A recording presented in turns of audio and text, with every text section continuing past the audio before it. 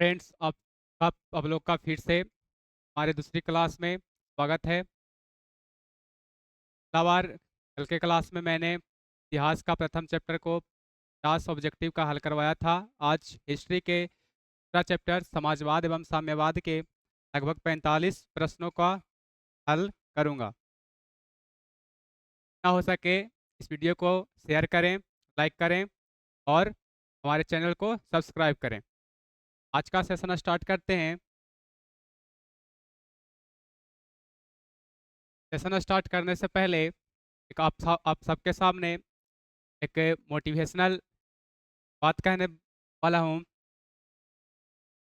हर सपने को अपनी सांसों में रखो, हर सपने को अपनी सांसों में रखो और हर मंजिल को अपनी बाहों में रखो। हर सपने को अपनी सांसों में रखो और हर मंजिल को अपनी बाहों में रखो। हर जीत आपकी है दोस्त, हर जीत आपकी है दोस्त। बस अपने लक्ष्य को अपनी निगाहों पर रखो। ये एक हमारी तरफ से आप सभी के लिए मोटिवेशनल पंक्ति थी। चलिए आज का क्लास सेशन स्टार्ट करते हैं। यह रहा स्क्रीन पर आपका आज का पहला सवाल।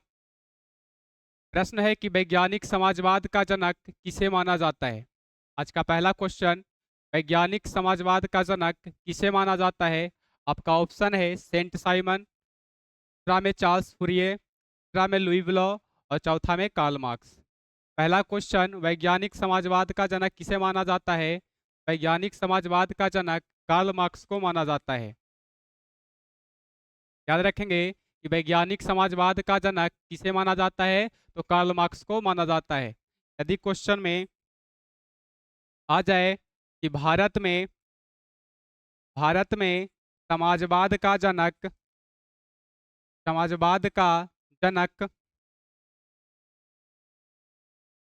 किसे माना जाता है वह राम मनोहर लोहिया।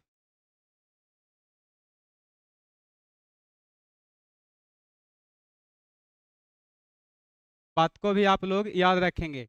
यदि प्रश्न में आए कि वैज्ञानिक समाजवाद का जनक किन्हें माना जाता है, तो कार्ल मार्क्स।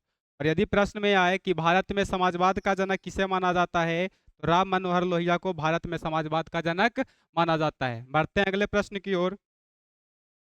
अगला प्रश्न रहा कि लाल सेना का गठन किसने किया था। क्वेश्चन नंबर 2 में कि लाल सेना का गठन किसने किया था। आपका ऑप्शन है कार्ल मार्क्स, ऑप्शन है स्टालिन, ऑप्शन तीसरा ट्रोट्स्की और ऑप्शन चौथा में केरेंस्की। क्वेश्चन में लाल सेना का गठन किसने किया था, तो लाल सेना का गठन जो किया था वह आपका है ट्रोट्स्की। ऑप्शन नंबर सी इसका सही आंसर है। बढ़ते हैं अगले प्रश्न की ओर। अगला प्रश्न है कि रूस में कृषक दास प्रथा का अंत कब हुआ था। रूस में कृषक दास प्रथा का अंत कब हुआ था। आपका ऑप्शन है 1861 ईस्वी, 1862 ईस्वी, 1863 ईस्वी, 1864 ईस्वी। रूस में कृषक दास प्रथा का अंत जो हुआ था वो रहा आपका ऑप्शन नंबर ए 1861 ईस्वी में रूस में कृषक दासता की समाप्ति हुई थी। बढ़ते हैं अगले प्रश्न की ओर। अगला प्रश्न है कि कम्युनिस्ट मैनिफेस्टो का प्रकाशन किस वर्ष किया गया था। कम्युनिस्ट मैनिफेस्टो का प्रकाशन किस वर्ष किया गया था। तो आपका ऑप्शन ए में है 1844 ईस्वी, ऑप्शन बी में है 1848 ईस्वी, ऑप्शन सी में है 1864 ईस्वी, ऑप्शन डी में है 1867 ईस्वी। इसका जो सही आंसर हो जाएगा वह है ऑप्शन नंबर बी 1848 ईस्वी। कम्युनिस्ट मैनिफेस्टो का जो प्रकाशन हुआ था वह 1848 ईस्वी में इसका आंसर रहा। बढ़ते हैं अगले प्रश्न की ओर। अगला प्रश्न कहता है कि वार एंड पीस पुस्तक किसकी रचना है।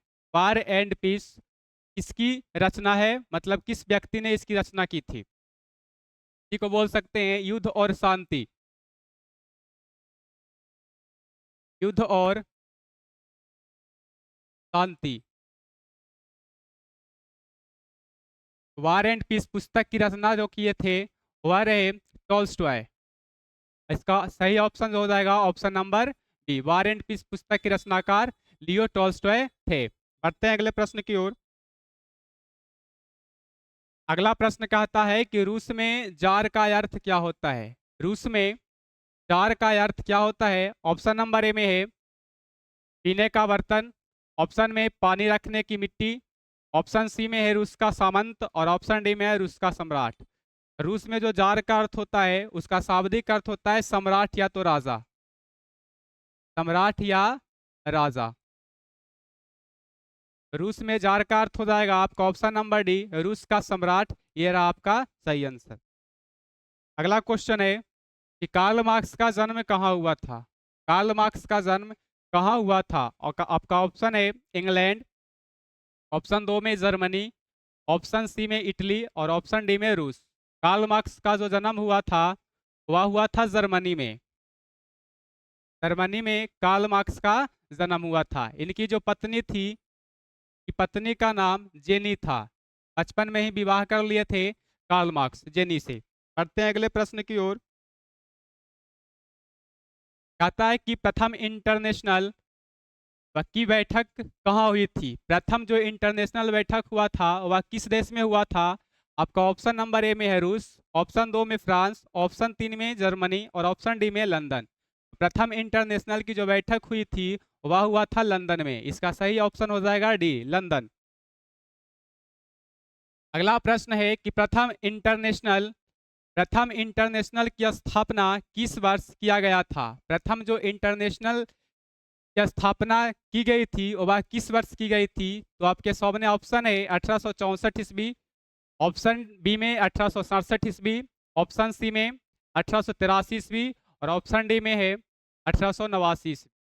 प्रथम इंटरनेशनल की बैठक जो हुई थी वह हुई थी 1864 ईस्वी। 1867 की बात करें तो इसमें दास कैपिटल नामक पुस्तक, दास कैपिटल नामक पुस्तक की रचना की गई थी।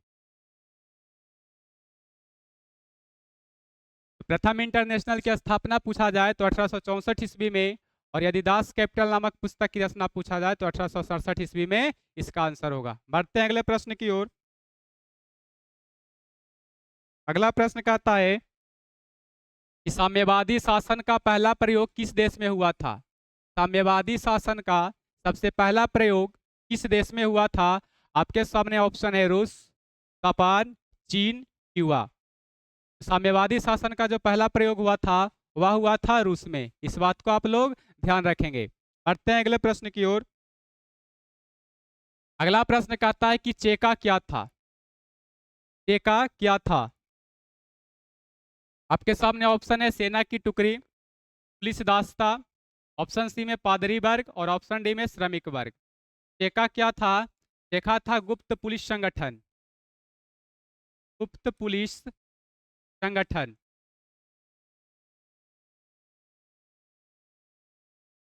चेका क्या था बच्चों? तो गुप्त पुलिस संगठन था। और यह ऑप्शन में तो नहीं है लेकिन गुप्त पुलिस संगठन का अर्थ निकलता है पुलिस दास्ता था, अर्थात चेका जो था वह पुलिस दास्ता था। इसका सही आंसर हो जाएगा ऑप्शन नंबर बी। अगला प्रश्न है कि निम्नांकित में कौन यूटोपियन समाजवादी नहीं थे? निम्नांकित में कौन यूटोपियन समाजवादी नहीं थे? आपके सामने ऑप्शन है लुई ब्लो, ऑप्शन बी में है सेंट साइमन, ऑप्शन सी में है कार्ल मार्क्स और ऑप्शन डी में है रॉबर्ट ओवन। निम्नांकित में कौन यूटोपियन समाजवादी नहीं थे? आपके सामने ऑप्शन है Louis Blanc, Saint Simon, Karl Marx और रॉबर्ट ओवन। तो इसका जो सही आंसर हो जाएगा वह हो जाएगा कार्ल मार्क्स। यूरोपियन यूटोपियन समाजवादी नहीं थे तो कार्ल मार्क्स यूटोपियन समाजवादी नहीं थे। यूटोपियन समाजवादी बात करें तो तीन व्यक्ति, एक लुई ब्लो,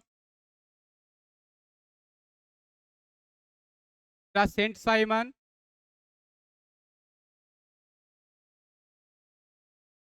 तीसरा थे रॉबर्ट ओवन। अर्थात लुई ब्लो तो थे, सेंट साइमन भी थे, कार्ल मार्क्स भी थे, सॉरी कार्ल मार्क्स नहीं थे, रॉबर्ट ओवन थे। इसका जो सही आंसर हो जाएगा वह कार्ल मार्क्स। अर्थात निम्नांकित में से कौन यूटोपियन समाजवादी नहीं थे? तो कार्ल मार्क्स यूटोपियन समाजवादी नहीं थे। बढ़ते हैं अगले प्रश्न की ओर। अगला प्रश्न कहता है कि बोल्शेविक क्रांति कब हुई थी? बोल्शेविक क्रांति कब हुई थी? ऑप्शन ए में है फरवरी 1917 ईस्वी, नवंबर 1917 ईस्वी, अप्रैल 1917 ईस्वी और ऑप्शन डी में 1905 ईस्वी। आंसर जल्दी बताएंगे कि बोल्शेविक क्रांति कब हुई थी। ऑप्शन ए में फरवरी 1917, ऑप्शन बी में नवंबर 1917, ऑप्शन सी में अप्रैल 1917 और डी में है 1905 ईस्वी। दोस्तों, जो बोल्शेविक क्रांति हुई थी वह नवंबर 1917 ईस्वी में। इसका जो सही आंसर हो जाएगा वह ऑप्शन नंबर बी सही है, नवंबर 1917 ईस्वी में। बंगाल का विभाजन पूछा जाए तो 1905 ईस्वी। बंगाल का विभाजन 1905 ईस्वी में। उस समय शासक कौन था, वायसराय कौन था? तो लॉर्ड कर्जन के समय में बंगाल का विभाजन हुआ था, लॉर्ड कर्जन। आगे बढ़ते हैं। अगला प्रश्न है कि लेनिन की मृत्यु कब हुई थी? लेनिन की मृत्यु कब हुई थी? आपके सामने ऑप्शन है 1921 ईस्वी, ऑप्शन बी में है 1922 ईस्वी, ऑप्शन सी में है 1923 ईस्वी और ऑप्शन डी में है 1924 ईस्वी। लेनिन की जो मृत्यु हुई थी वह हुआ था 1924 ईस्वी में। लेनिन की मृत्यु कब? तो 1924 ईस्वी में। इसका सही आंसर हो जाएगा। ऑप्शन ए की बात करें तो 1921 ईस्वी नई आर्थिक नीति आई थी। 1921 ईस्वी में नई आर्थिक नीति आई थी। किसके समय में आया था? तो लेनिन के समय में 1921 ईस्वी में नई आर्थिक नीति की घोषणा की गई थी। इस बात को आप लोग ध्यान रखेंगे। बढ़ते हैं अगले प्रश्न की ओर। कहता है कि अंतर्राष्ट्रीय महिला दिवस कब मनाया जाता है? अंतर्राष्ट्रीय महिला दिवस कब मनाया जाता है? आपके सामने ऑप्शन है 4 जून, 1 दिसंबर, 15 अप्रैल, 8 मार्च। तो अंतर्राष्ट्रीय महिला दिवस जो मनाया जाता है वह 8 मार्च को मनाया जाता है। इसका सही आंसर 8 मार्च हो जाएगा। एक और दिवस से रिलेटेड एक और प्रश्न आता है आपके बोर्ड में, मजदूर दिवस कब मनाया जाता है? मजदूर दिवस कब मनाया जाता है? तो इसका जो आंसर होगा वह 1 मई होगा। ये दोनों ऑब्जेक्टिव दिवस से रिलेटेड आपकी किताब में भी है और बोर्ड में भी पूछता है। अंतर्राष्ट्रीय महिला दिवस कब मनाते हैं? तो 8 मार्च। और मजदूर दिवस कब मनाते हैं? तो 1 मई को। बढ़ते हैं अगले प्रश्न की ओर। अगला प्रश्न कहता है ब्रेस्ट लिटोवस्क की संधि, ब्रेस्ट लिटोवस्क की संधि किन देशों के बीच हुआ था? ब्रेस्ट लिटोवस्क की संधि किन देशों के बीच हुआ था? तो इसका आंसर आप लोग बताएंगे। ऑप्शन ए में है रूस और इटली, ऑप्शन बी में है रूस और फ्रांस, ऑप्शन सी में है रूस और इंग्लैंड और ऑप्शन डी में है रूस और जर्मनी। तो ब्रेस्ट लिटोवस्क की जो संधि हुई थी वह रूस और जर्मनी के बीच हुआ था। रूस और जर्मनी के बीच इसका संधि हुआ था। इसका सही आंसर हो जाएगा ऑप्शन नंबर डी और जर्मनी। ब्रेस्ट लिटोवस्क की जो संधि हुई थी वह किस 2 देशों के बीच हुआ था? तो रूस और जर्मनी के बीच यह संधि हुई थी। बढ़ते हैं अगले प्रश्न की ओर।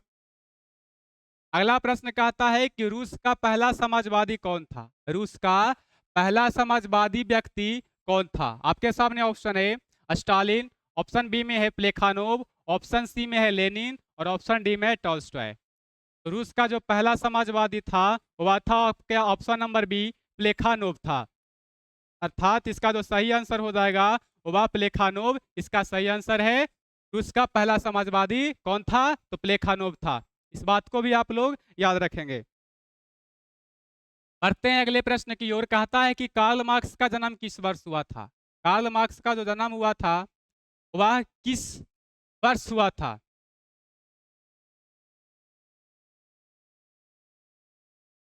आप लोग बताएंगे कार्ल मार्क्स का जन्म कब हुआ था। आपके सामने ऑप्शन है 1815, 1818 ईस्वी, 1825 ईस्वी और 1838 ईस्वी। कार्ल मार्क्स का जो जन्म हुआ था वह ऑप्शन नंबर ए सही है, 1815 ईस्वी। अर्थात कार्ल मार्क्स का जन्म कब हुआ था बच्चों? तो 1815 ईस्वी में हुआ था और जो इनका जन्म हुआ था वह जर्मनी में हुआ था। कार्ल मार्क्स का जन्म कब हुआ था? तो जर्मनी में हुआ था। बढ़ते हैं अगले प्रश्न की ओर। अगला प्रश्न कहता है कि रास्पुटिन कौन था? रास्पुटिन कौन था? ये वाला भी बोर्ड में पूछता है प्रश्न, हो सकता है तो 2025 वाला में भी पूछे। रास्पुटिन कौन था? आपका ऑप्शन ए है भ्रष्ट पादरी, ऑप्शन बी में है वैज्ञानिक, ऑप्शन सी में है समाज सुधारक और ऑप्शन डी में है दार्शनिक। रास्पुटिन जो थे वह भ्रष्ट पादरी थे। रास्पुटिन क्या थे? तो राष्ट्र भ्रष्ट पादरी थे। रास्पुटिन क्या थे? तो भ्रष्ट पादरी थे। इसका ऑप्शन नंबर ए सही होगा। बढ़ते हैं अगले प्रश्न की ओर। अगला प्रश्न कहता है कि लेनिन ने ब्रेस्ट लिटोवस्क की संधि किस राष्ट्र के साथ किया था? किस राष्ट्र के साथ किया था? लेनिन ने ब्रेस्ट लिटोवस्क की संधि किस राष्ट्र के साथ किया था? ये वाला जस्ट प्रश्न हम पीछे करवाएं।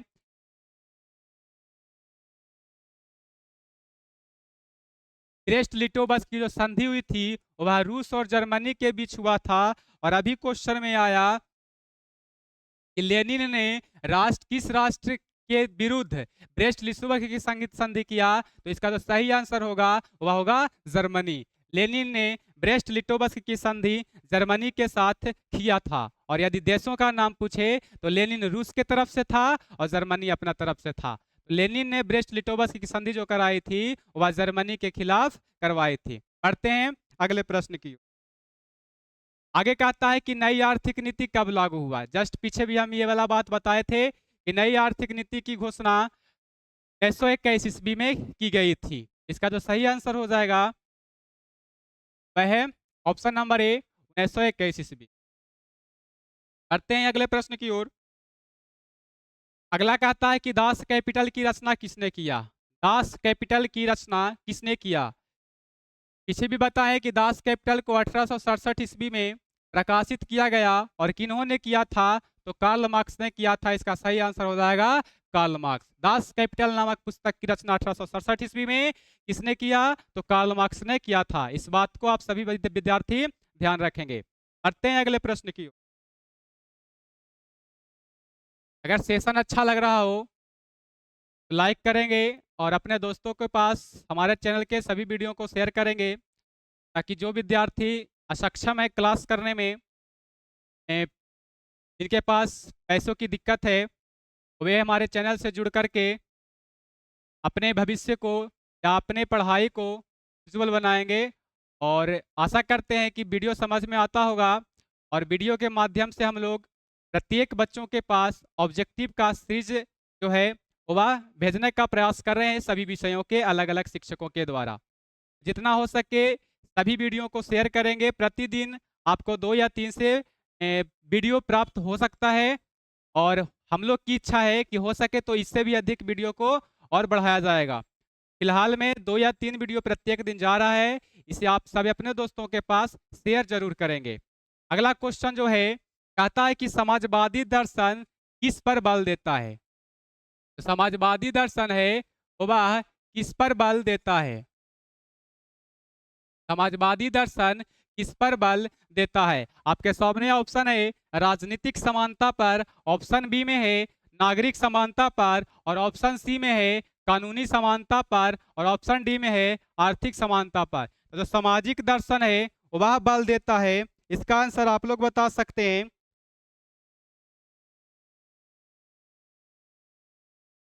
कमेंट में करें कि समाजवादी दर्शन किस पर बल देती है।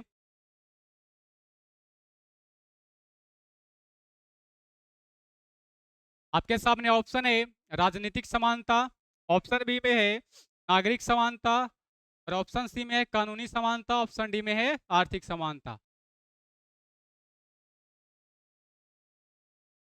समाजवादी दर्शन है वह बच्चों आर्थिक समानता पर बल देता है। किस समानता पर बल देता है? तो आर्थिक समानता पर समाजवादी दर्शन काफी जोर से बल देता है, मतलब अधिक बल देता है। बढ़ते हैं प्रश्न संख्या अगले की ओर। अगला प्रश्न आपके सामने है कि रूस के सम्राट को क्या कहते हैं? रूस के सम्राट को क्या कहा जाता है? पीछे भी इस टाइप का क्वेश्चन हुआ है। रूस के सम्राट को क्या कहते हैं? ऑप्शन ए में है फर्राओ, ऑप्शन बी में जार, ऑप्शन सी में राजा और ऑप्शन डी में रिजेंट। कमेंट में लिखें कि रूस के सम्राट को क्या कहते हैं। बच्चों पीछे बताएं, जो रूस का जो सम्राट होता है उसको हम लोग जार बोलते हैं। क्या बोलते हैं? जार बोलते हैं। अर्थात रूस में जार का अर्थ क्या होता है? तो इसका जो अर्थ होता है, इसका अर्थ होता है सम्राट। जार का अर्थ क्या होता है? सम्राट। और रूस के सम्राट को क्या कहते हैं? तो जार कहते हैं। बढ़ते हैं अगले प्रश्न की। अगला प्रश्न कहता है कि केमिंटन की स्थापना का उद्देश्य क्या था? केमिंटन जो था, इसकी स्थापना का उद्देश्य क्या था? इसका आंसर जल्दी से बताएंगे। केमिंटन की स्थापना का उद्देश्य क्या था? केमिंटन की स्थापना का उद्देश्य क्या था? ऑप्शन ए में है धन्यवाद का प्रचार करना, क्रांति का प्रचार करना, ऑप्शन सी में है पूंजीवाद का प्रचार करना और ऑप्शन डी में है समाजवाद का प्रचार करना। तो बताएं कि केमिंटन की स्थापना का उद्देश्य क्या था? तो इसका जो सही आंसर हो जाएगा वह ऑप्शन नंबर बी, क्रांति का प्रचार करना, इसका सही आंसर है। केमिंटन की जो स्थापना का उद्देश्य था बच्चों, वह क्रांति का प्रचार करना इसका मुख्य उद्देश्य था। इसलिए इसका जो सही आंसर हो जाएगा वह ऑप्शन नंबर बी, इसका सही आंसर है क्रांति का प्रचार करना। बढ़ते हैं अगले प्रश्न की ओर।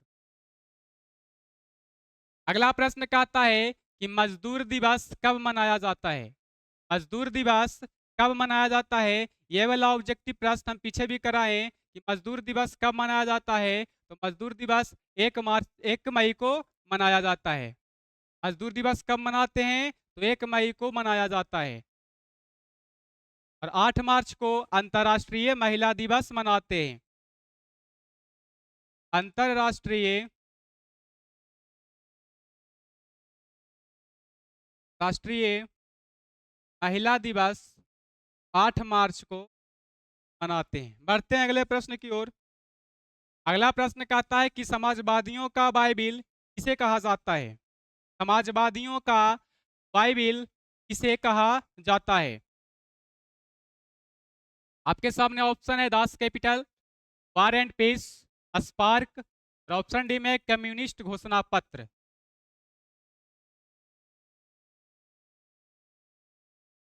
समाजवादियों का बाइबिल किसे कहा जाता है? तो समाजवादियों का बाइबिल दास कैपिटल को कहते हैं। इसका प्रकाशन 1867 ईस्वी में कार्ल मार्क्स ने किया था। कार्ल मार्क्स ने किया था। अर्थात समाजवादियों का बाइबिल किसे कहेंगे? तो दास कैपिटल को कहते हैं। वार एंड पीस जो पुस्तक है वह लियो टॉल्स्टॉय का है। लियो लियो टॉल्स्टॉय, लियो टॉल्स्टॉय। और कम्युनिस्ट घोषणा पत्र का प्रकाशन 1848 ईस्वी में कार्ल मार्क्स कार्ल मार्क्स और फ्रेडरिक एंगल्स, कार्ल मार्क्स और फ्रेडरिक एंगल्स ने मिलकर किया था। इस बात को भी आप लोग ध्यान में रखेंगे। समाजवादियों का बाइबिल दास कैपिटल को कहते हैं। प्रकाशन 1867 ईस्वी में कार्ल मार्क्स के द्वारा हुआ था। और बार एंड पीस पुस्तक की रचना लियो टॉल्स्टॉय ने। और कम्युनिस्ट घोषणा पत्र का 1848 ईस्वी में कार्ल मार्क्स और फ्रेडरिक एंगल्स ने किया था। बढ़ते हैं अगले प्रश्न की ओर। अगला प्रश्न कहता है कि कार्ल मार्क्स ने किसके साथ मिलकर कम्युनिस्ट घोषणा पत्र को प्रकाशित किया? अभी बताएं कि कार्ल मार्क्स ने 1848 ईस्वी में फ्रेडरिक एंगल्स के साथ मिलकर के कम्युनिस्ट घोषणा पत्र को प्रकाशित किया था। इसका जो सही ऑप्शन हो जाएगा ऑप्शन नंबर सी, एंजल्स। 1848 ईस्वी में कम्युनिस्ट घोषणा पत्र की कम्युनिस्ट कम्युनिस्ट घोषणा पत्र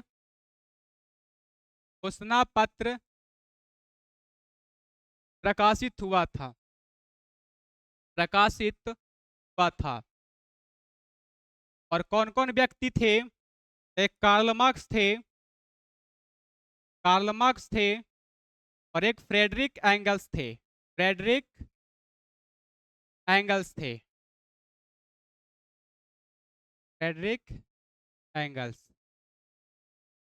ये सब बात आप ध्यान में रखेंगे, ऑब्जेक्टिव में पूछता है। बढ़ते हैं अगले प्रश्न की ओर। अगला प्रश्न कहता है कि जार निकोलस द्वितीय की पत्नी जरीना किस देश की राजकुमारी थी?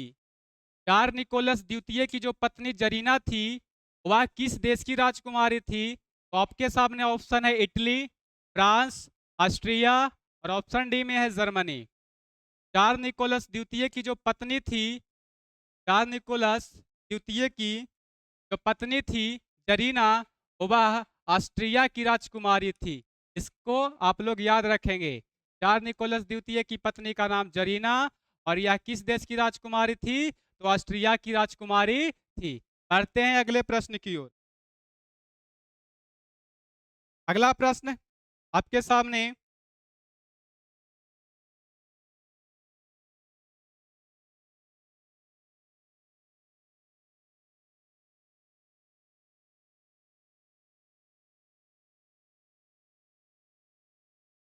कहता है कि फ्रांसीसी समाजवाद के विकास का जन्मदाता कौन है? फ्रांसीसी समाजवाद के विकास का जन्मदाता कौन है? तो आपके सामने ऑप्शन है फोरियर, ऑप्शन बी में रॉबर्ट ओवेन, ऑप्शन सी में कार्ल मार्क्स और ऑप्शन डी में सेंट साइमन। तो फ्रांसीसी समाज के विकास के जो जन्मदाता थे वह थे Saint Simon. Option number D इसका सही आंसर हो जाएगा, सेंट साइमन। करते हैं अगले प्रश्न की ओर। अगला प्रश्न कहता है कि काम के अधिकार को संवैधानिक अधिकार का रूप, काम का जो अधिकार था वो संवैधानिक अधिकार का रूप सबसे पहले कहाँ मिला? काम के अधिकार को संवैधानिक संवैधानिक अधिकार का रूप सबसे पहले कहाँ मिला? तो आपके सामने ऑप्शन है सोवियत रूस या सोवियत संघ और ऑप्शन बी में जर्मनी, ऑप्शन सी में इंग्लैंड और ऑप्शन डी में फ्रांस। काम के अधिकार को संवैधानिक अधिकार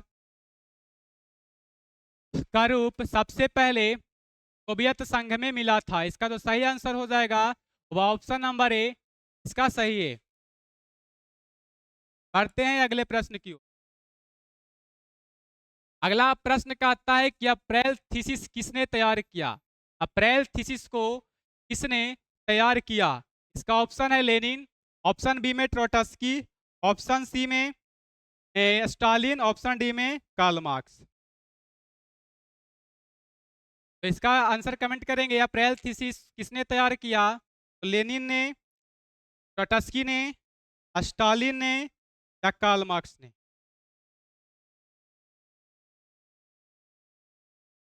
इसका जो आंसर हो जाएगा वो ऑप्शन नंबर ए सही है, लेनिन। अप्रैल थीसिस को किसने तैयार किया? तो लेनिन ने तैयार किया था। ऑप्शन नंबर ए इसका सही है। बढ़ते हैं अगले प्रश्न की। अगला प्रश्न कहता है कि 7 नवंबर 1977 को 17 को बोल्शेविक क्रांति का नेतृत्व, जो 7 नवंबर 1917 को बोल्शेविक क्रांति हुई थी, क्वेश्चन में आएगा कि बोल्शेविक क्रांति बोल्शेविक क्रांति कब हुआ था बच्चों? 7 नवंबर 1917 ईस्वी को हुआ था। और इसका जो नेतृत्व किया था, इसका नेतृत्व लेनिन ने किया था।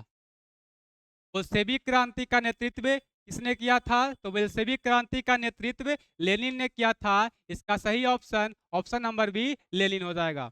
बढ़ते हैं अगले प्रश्न की ओर। अगला प्रश्न कहता है कि माँ उपन्यास के लेखक कौन थे? माँ उपन्यास के लेखक कौन थे? आपके सामने ऑप्शन है प्लेखानोव, ऑप्शन बी है टॉल्स्टॉय, ऑप्शन सी में गोर्की और ऑप्शन डी में तुर्गनेव। माँ उपन्यास के जो लेखक थे वह मैक्सिम गोर्की थे। इसका सही आंसर हो जाएगा option number C, Maxim Gorky. बढ़ते हैं अगले प्रश्न की। अगला प्रश्न कहता है 1917 की पहली रूसी क्रांति, 1917 की पहली रूसी क्रांति को और किस नाम से जाना जाता है? 1917 की पहली रूसी क्रांति को किस नाम से जाना जाता है? तो आपके सामने ऑप्शन है फरवरी की क्रांति, मार्च की क्रांति, अक्टूबर की क्रांति, नवंबर की क्रांति। सन 1917 में जो पहली रूसी क्रांति हुई थी वो हम लोग अक्टूबर की क्रांति के नाम से जानते हैं। इसका जो सही ऑप्शन हो जाएगा वो option number C is the correct answer. और क्वेश्चन में यह दिया है कि रूसी क्रांति सबसे पहले कब, तो 1917 में, और इसी को हम लोग अक्टूबर की क्रांति के नाम से जानते हैं। बढ़ते हैं अगले प्रश्न की ओर। अगला प्रश्न कहता है कि नवंबर 1917 की रूसी क्रांति के बाद स्थापित सरकार का प्रधान कौन था। नवंबर 1917 कि रूसी क्रांति के बाद स्थापित सरकार का प्रधान कौन था। ऑप्शन ए में है स्टालिन, ऑप्शन बी में लेनिन, ऑप्शन सी में प्लेखानोव और ऑप्शन डी में कोई नहीं। नवंबर 1917 की रूसी क्रांति के बाद जो स्थापित सरकार का प्रधान हुआ था वह है दोस्तों लेनिन। इसका सही ऑप्शन हो जाएगा ऑप्शन नंबर बी, लेनिन। इस बात को ध्यान रखेंगे। बढ़ते हैं अगले प्रश्न की ओर। अगला प्रश्न कहता है कि समाजवाद शब्द का पहला प्रयोग किस वर्ष किया गया। समाजवाद शब्द का पहला प्रयोग किस वर्ष किया गया। तो इसका जो ऑप्शन है आपके सामने 1789 ईस्वी, 1827 ईस्वी, 1830 ईस्वी, 1833 ईस्वी। समाजवाद शब्द का जो सबसे पहला प्रयोग हुआ था वह हुआ था 1827 ईस्वी में। समाजवाद शब्द का पहला प्रयोग कब हुआ था, तो आपका ऑप्शन नंबर बी 1827 ईस्वी में इसका आंसर हो जाएगा। ऑप्शन नंबर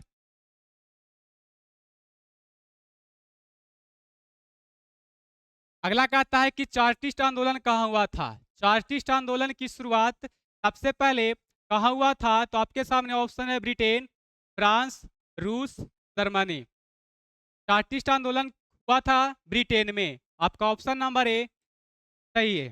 बढ़ते हैं अगले प्रश्न की। अगला कहता है कि वर्जिन स्वायल उपन्यास, वर्जिन स्वायल उपन्यास के लेखक कौन थे। वर्जिल स्वायल उपन्यास के लेखक कौन थे। आपके सामने ऑप्शन है Leo Tolstoy, Ivan Turgenev, Fyodor Dostoevsky और ऑप्शन डी में है मैक्सिम गोर्की। तो पीछे हम लोगों ने पढ़ा कि मैक्सिमम गोर्की जो थे वह माँ उपन्यास के लेखक थे। माँ उपन्यास के लेखक थे मैक्सिमम गोर्की। और अभी जो क्वेश्चन में है वर्जिन स्वायल उपन्यास के लेखक कौन है, तो इसका सही आंसर हो जाएगा इवान तुर्गनेव। वर्जिन स्वायल उपन्यास के लेखक कौन थे दोस्तों, तो वर्जिल इवान तुर्गनेव थे। और माँ उपन्यास के लेखक पूछे तो मैक्सिम गोर्की। इसका आंसर आप लोग याद रखेंगे। बढ़ते हैं अगले प्रश्न की ओर।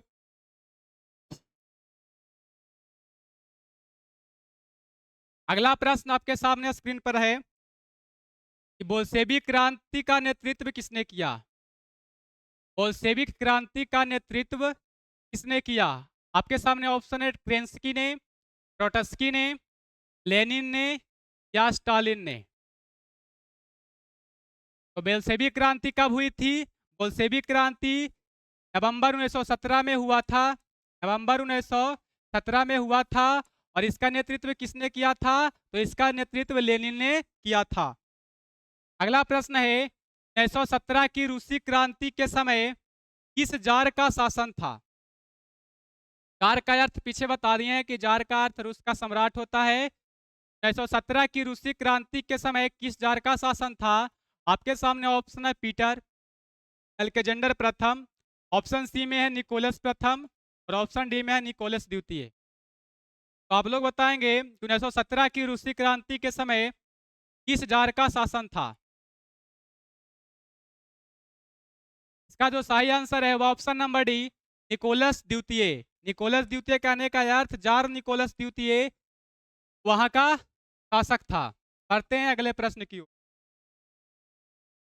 अगला प्रश्न कहता है कि कोलखोज की योजना किसने आरंभ किया। कोलखोज जो योजना थी उसको किसने शुरू किया या किसने प्रारंभ किया, तो इसका सही ऑप्शन हो जाएगा स्टालिन ने। कोलखोज की योजना को स्टालिन ने शुरुआत किया था। इसका सही ऑप्शन ऑप्शन नंबर बी। अगला प्रश्न है कि साम्यवादी घोषणा पत्र के लेखक कौन है। साम्यवादी घोषणा पत्र के लेखक कौन है, तो इसका ऑप्शन नंबर ए में लियो टॉल्स्टॉय, ऑप्शन बी में मैक्सिम गोर्की, ऑप्शन सी में लेनिन और ऑप्शन डी में कार्ल मार्क्स। साम्यवादी घोषणा पत्र को बता सकते हैं, पीछे भी यह वाला प्रश्न हो चुका है। साम्यवादी घोषणा पत्र को किसने प्रकाशित किया था या कौन लेखक थे? इसका ऑप्शन नंबर डी सही होगा, कार्ल मार्क्स। आज का अंतिम प्रश्न आपके स्क्रीन पर रहा। कहता है 1917 की रूसी क्रांति का तात्कालिक कारण क्या था? 1917 ईस्वी में जो रूसी क्रांति हुआ था लेनिन के नेतृत्व में, तो उसका तात्कालिक कारण क्या था? पहला में है कि जार का निरंकुश शासन, दूसरा में है प्रथम विश्व युद्ध में रूस की पराजय, और तीसरा में है रास्पुटिन की भूमिका, और चौथा ऑप्शन में किसानों का संतोष। इसका जो सही आंसर हो जाएगा दोस्तों, वह है प्रथम विश्व युद्ध में रूस की पराजय। प्रथम विश्व युद्ध में की पराजय रूसी क्रांति का तात्कालिक कारण था। और रास्पुटिन क्या था दोस्तों? रास्पुटिन जो था, रास्पुटिन वह भ्रष्ट पादरी था। रास्पुटिन क्या था? तो वह भ्रष्ट पादरी था, भ्रष्ट पादरी था। इसी के साथ हमारा सेशन आज का समाप्त हुआ। अगर वीडियो अच्छा लगा हो तो लाइक करेंगे और प्रत्येक वीडियो को अपने दोस्तों के पास, अपने परिजनों के पास शेयर करेंगे, ताकि जौन परिवार में गरीब बच्चे पढ़ रहे होंगे तो उनको ये फ्री में उपलब्ध हो और उनको इस सभी वीडियो से फायदा हो सके। 2025 बोर्ड एग्जामिनेशन की दृष्टि से हमारे चैनल पर आने वाले सभी वीडियोस इम्पोर्टेंट है। अगर पढ़ लिया जाए तो अच्छे नंबरों से आप पास हो सकते हैं। प्रत्येक वीडियो को देखा करेंगे और प्रत्येक वीडियो को लाइक करते हुए अपने फ्रेंडों के पास शेयर करेंगे। मिलते हैं अगले क्लास में।